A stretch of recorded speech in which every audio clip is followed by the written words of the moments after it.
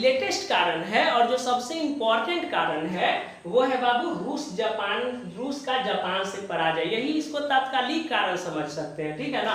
देखिए 1905 ईस्वी में रूस और जापान में युद्ध हुआ, ठीक है।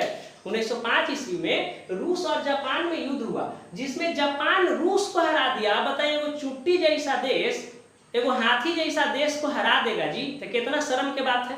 नहीं, अरे जापान क्या है, चुट्टी जैसा है, ठीक है। आपको वर्ल्ड मैप पे देखिएगा ना तो एकदम थोड़ा सा उसको पूरा जूम करिएगा ना तो आएगा कि जापान है। इंडिया तो कम से कम दिखता है ना। इंडिया के साथ साथ क्या होता है, छुट्टी जैसा श्रीलंका भी दिखता है नीचे में, ठीक है ना। लेकिन जापान अगर वर्ल्ड मैप पे, अगर गूगल पे, अगर मोबाइल में अगर सर्च करिएगा जापान, तो जापान दिखबे नहीं करता है। दिखेगा भी ना तो एकदम लाइन के थ्रू, एकदम पतला सा लाइन, उसको जूम करिएगा ना तो लिखाएगा जापान, ठीक है। तो समझिए एगो जापान जो है एक चींटी जैसा देश, रूस एगो हाथी जैसा देश को क्या कर दिया, हरा दिया। तो ये क्या था, ये रूस के जनता इसको, इस हार को राष्ट्रीय अपमान के रूप में देखने लगा, ठीक है ना, कि ये हमारे देश का क्या है, राष्ट्रीय अपमान है। अब जैसे मान लीजिए इंडिया अगर पाकिस्तान से हार जाए, ठीक है, तो क्या है यहाँ के जनता भड़कवे ना करेगा जी कि बताओ तुम खाली इतना बड़का बड़का लंबा लंबा बस खाली भाइयों बहनों और फेंकने के लिए जानता है, भाइयों बहनों करने के लिए जानता है। तुम क्या है, पाकिस्तान से हार गया, यहाँ के लोगों में भी क्या होगा, आक्रोश बढ़ जाएगा, है ना। ये सब क्या है, राष्ट्रीय मामला है ना, ठीक है। सबके लिए देश पहले होता है बाबू, ठीक है ना, बाद में कुछ भी होता है। जैसे देखिए अभी कहाँ अफगानिस्तान में जो है, अफगानिस्तान के जो राष्ट्रवादी लोग हैं वहां से क्या कर रहे हैं, भाग रहे हैं, ठीक है, क्योंकि वो लोग देश, मतलब वो लोग के लिए देश क्या रहा था, अब तालिबानी आ गया तो पहले उसी को ना थूरेगा जी, जो ज्यादा राष्ट्रवाद करता है, ठीक है, जो उसका साथ दे रहा है उसको कहे वो कुछ करेगा। चलिए इधर देखिए, रूस का जो जापान से पराजय हो गया, ये तत्कालिक कारण था ना।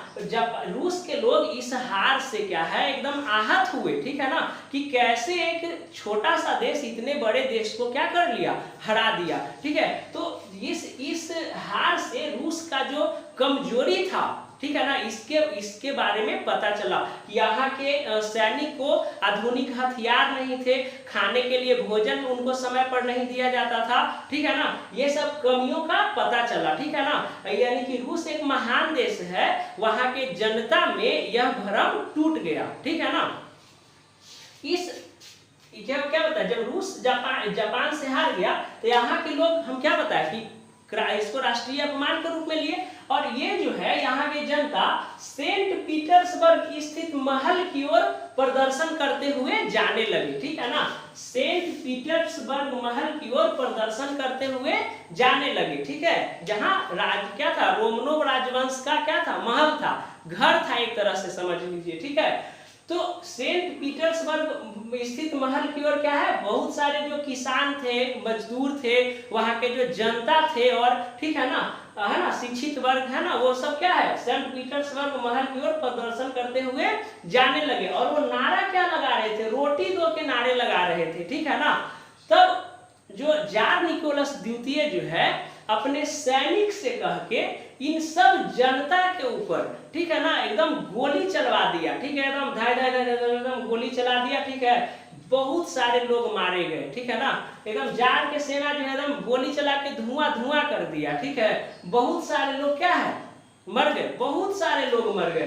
तो चूंकि ये जो दिन था, जब रूस के लोग जो प्रदर्शन कर रहे थे, ठीक है ना, तो ये जो दिन था ये रविवार का दिन था, ठीक है ना, जो सेंट पीटर्सबर्ग महल की ओर जो प्रदर्शन करते हुए जा रहे थे, ठीक है ना, वो दिन कौन था, रविवार का दिन था। और है ना, नया वाला कैलेंडर के अनुसार 9 जनवरी था। रूस में 2 कैलेंडर चलता है, एगो नया कैलेंडर एगो पुराना कैलेंडर। तो नए वाले कैलेंडर के अनुसार 9 जनवरी था, पुराने वाले कैलेंडर के अनुसार, यहाँ वर्ड लिख देते हैं, पुराने वाले कैलेंडर के अनुसार वो 22 जनवरी था, ठीक है ना।